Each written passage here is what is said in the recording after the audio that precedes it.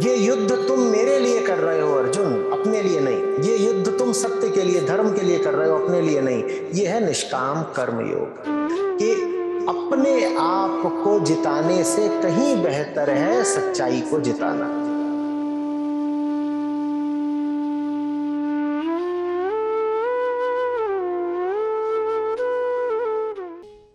दिल्ली से 22 वर्षीय विद्यार्थी हैं। लिख रहे हैं, आचार्य जी प्रणाम। आपकी वीडियोस लगातार सुनना मेरे जीवन का एक अहम हिस्सा बन चुका है। एक वीडियो है जिसमें आपने लवली प्रोफेशनल यूनिवर्सिटी में ये समझाया है कि कैसे आज के युवा उपकरण यानी मीन्स को देखकर और उसके यूज़ में आ रही पीड़ा के चक्कर में परिणाम यानी कि एंड को भूल जाते हैं। तो सामने तो सिर्फ लेबर ही दिख रहा होता है, लेकिन जो मीठा परिणाम भविष्य में आने वाला होता है वो नहीं दिखता है। तो इसी संदर्भ में उन्होंने स्वामी विवेकानंद जी की एक उक्ति है कि उपकरण और परिणाम जुड़कर एक हो जाने दो, यही कर्म का रहस्य है। इस उक्ति को उद्धृत किया है और पूछ रहे हैं कि आचार्य जी, आपके उस वीडियो में जो आपने बात कही और जो विवेकानंद जी कह रहे हैं, इन दोनों को आमने सामने रखकर मैं कर्म योग का सिद्धांत जानना चाहता हूँ।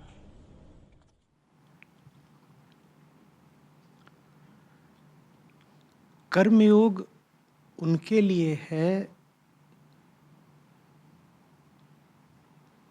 जो कर्ता भाव रखते ही रखते हैं, जो कर्ता भाव छोड़ ही नहीं सकते। कर्मयोग उनके लिए है। और ऐसे अधिकांश लोग हैं, ऐसे तकरीबन हम सभी हैं। अब कर्ता भाव के साथ क्या चीज़ें चलती हैं? कर्ता कुछ भी करता ही इसीलिए है क्योंकि उसको परिणाम चाहिए। लक्ष्य बनाता है कुछ पाने के लिए क्योंकि उसे उस लक्ष्य से कुछ लाभ चाहिए। ठीक है, ये कर्तृत्व से जुड़ी हुई बात है। ये साधारण कर्म है। मैं कुछ कर रहा हूं कुछ पाने के लिए, जो पाना चाहता हूं उससे मुझ में कुछ उत्साहवर्धक, सुखदायक अंतर आएगा, कुछ लाभकारी परिणाम होगा। ये साधारण कर्म है, हम ऐसे चलते हैं, है ना। कर्मयोग क्या करता है? कर्मयोग कह रहा है लक्ष्य बनाओ इतना बड़ा, इतना आगे का कि उस लक्ष्य की प्राप्ति ही असंभव हो। अब परिणाम की क्या सोचोगे? और लक्ष्य बनाओ इतना आकर्षक,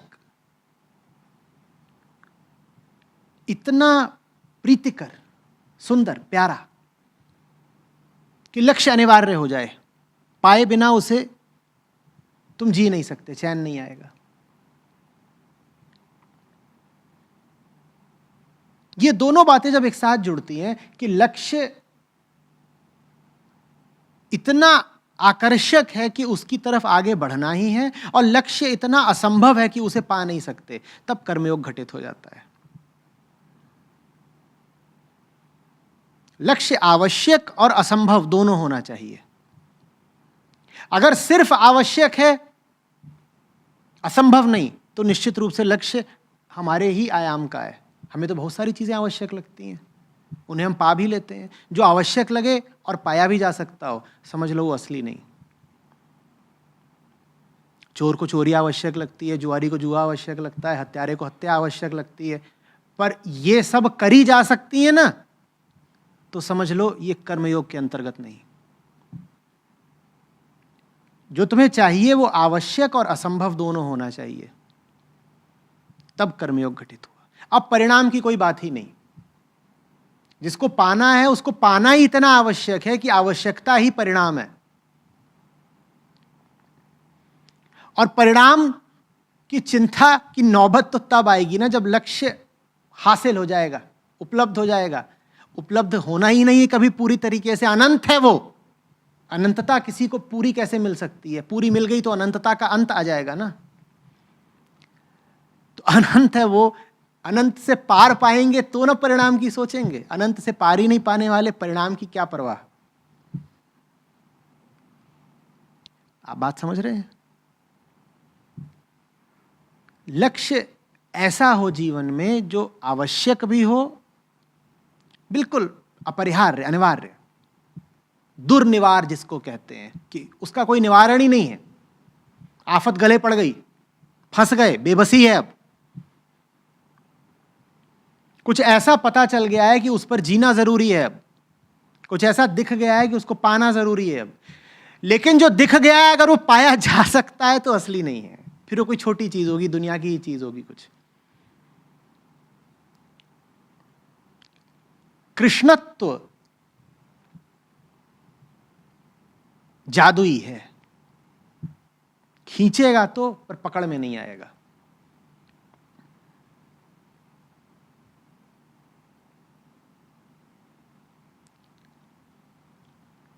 कृष्णत्व में जीना ही कर्मयोग है। लोग समझते हैं कि कर्मयोग का अर्थ है अपना काम करो और कर्म के परिणाम की चिंता मत करो। लोग सोचते हैं कर्मयोग का मतलब है काम करो और फल की चिंता मत करो, यही कर्मयोग है। नहीं, एकदम ही नहीं। ये बड़ी भ्रांति है। कुछ भी काम करने को कर्मयोग नहीं कहते। लोग कहते हैं जो भी कर रहे हो उसको निष्काम भाव से करो तो कर्मयोग है। नहीं, बिल्कुल भी नहीं। कुछ भी कर लेने को कर्मयोग नहीं कहते। जो कर रहे हो वो सही होना चाहिए, जो कर रहे हो वो अपने से आगे का होना चाहिए, जो कर रहे हो वो अनंत होना चाहिए, अनंत की सेवा में होना चाहिए, तब कर्मयोग है। अगर आप कुछ भी करते हुए परिणाम की उम्मीद नहीं रख रहे हैं तो आप विक्षिप्त हैं। क्योंकि दुकान पर बैठे हो और धंधा सौदा पानी कर रहे हो और परिणाम पर नजर नहीं रख रहे तो दुकान बंद होगी। चिकित्सक हो और अपने रोगी को दवाइयां खिलाए जा रहे हो और अंजाम पर नजर नहीं रख रहे तो रोगी मरेगा। ये बात समझ में आ रही है? दुनियादारी के तो जितने भी धंधे हैं इसमें परिणाम की परवाह करनी चाहिए, करनी पड़ेगी।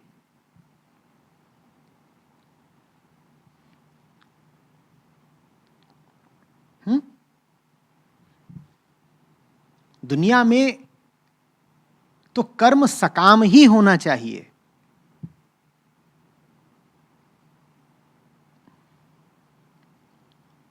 चेतना में जो कर्म होगा वही निष्काम हो सकता है, और वो तब होगा जब चेतना को अनंतता से प्रेम हो जाए।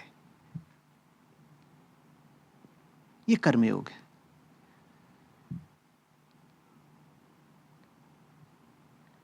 न छोड़ सकते हैं न पा सकते हैं।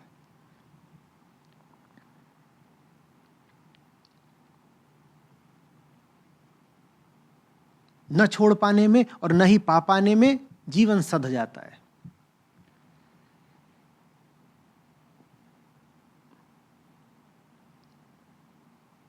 तमाम तरह की व्याधियों और विक्षिप्तताओं से मुक्त हो जाता है। बिल्कुल सध के चलते हो।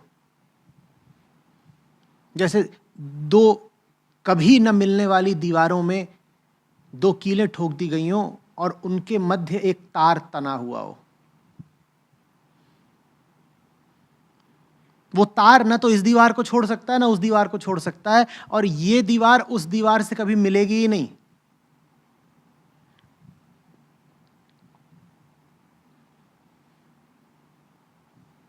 ये दोनों दीवारें एक दूसरे से समानांतर चलेंगी, पैरेलल हैं, मिलने नहीं वाली। तुम्हें इन दोनों को एक साथ साधना है। इन दोनों दीवारों के बीच का तार बन जाओ, तन जाओ। उसी तन जाने को कहते हैं साधना। सध जाओ, यही साधना है। इसको भी पकड़ रखा है, उसको भी पकड़ रखा है, और बहुत आसान है किसी एक को पकड़ लेना, और आसान है दोनों को ही छोड़ देना। नहीं, दोनों को एक साथ पकड़ना है।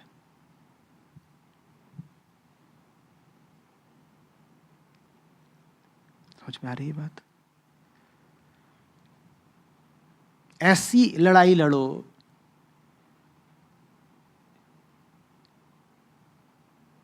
जिससे पीठ दिखाने का कोई विकल्प नहीं है, लड़नी तो पड़ेगी। और ऐसी लड़ाई लड़ो जिसमें तुम्हारी जान रहते जीत मिल भी नहीं सकती। ये जानते हुए लड़ो कि इसमें जीत मिलने वाली नहीं है। साधारण अर्थों में जिसको जीत कहा जाता है वो मिल ही नहीं सकती, फिर भी ये लड़ाई हम लड़ेंगे, तब कर्मयोग है।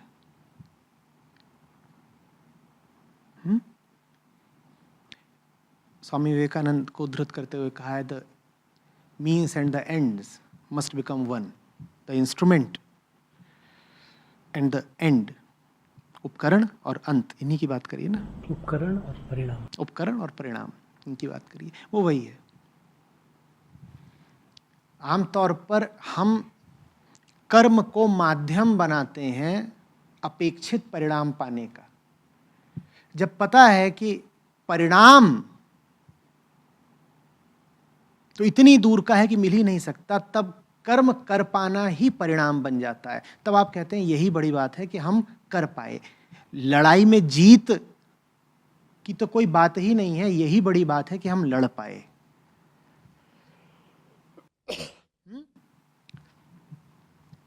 कर्मयोग वो लड़ाई है जो जीतने के लिए नहीं लड़ी जाती। इसके दो अर्थ हो सकते हैं, या तो ये कि कर्मयोग वो लड़ाई है जिसको तुम कभी जीत ही नहीं सकते और ये बड़ी दुखद बात है, और दूसरा अर्थ ही हो सकता है कि कर्मयोग वो लड़ाई है जिसमें तुम विजयी हो, लड़ाई शुरू करने से पहले ही लड़ाई के पग पग पर। साधारण सैनिक लड़ता है कि उसको युद्ध के अंत में परिणाम के तौर पर विजय मिलेगी, और कर्मयोगी लड़ता है ये जानते हुए कि उसका लड़ाई में मौजूद होना ही विजय है। अंत में नहीं मिलेगी विजय, अनिश्चित नहीं है विजय। ऐसा नहीं है कि जीतेंगे तो जीते और हारेंगे तो हार हो गई, जीत नहीं हुई ना। कर्मयोगी जानता है कि अंत में जो होगा उसकी कोई कीमत नहीं है। अंत में हार हो, जीत हो, कुछ भी ना हो, लड़ाई ही चलती रहे, फर्क नहीं पड़ता। हम लड़ाई में हैं, यही जीत है। ये कर्मयोग है।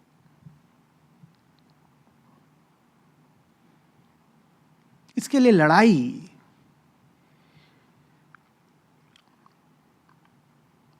बड़ी केंद्रीय होनी चाहिए, बड़े ढंग की, बड़े कायदे की होनी चाहिए। हर लड़ाई नहीं चुन सकते आप। कर्मयोग का कोई ये अर्थ ना निकाले कि जीवन की साधारण लड़ाइयों में जूझे रहने का नाम ही कर्मयोग है ना। वो विशिष्ट ही लड़ाई होगी। सब कर्मों में निष्कामता साधने की कोशिश मत करिएगा। मैंने पहले भी कहा, वो पागलपन है।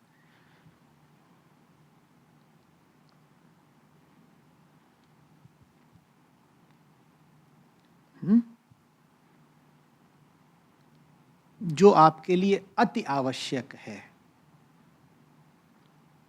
जिसके बिना अगर जिए भी तो मरे से बदतर,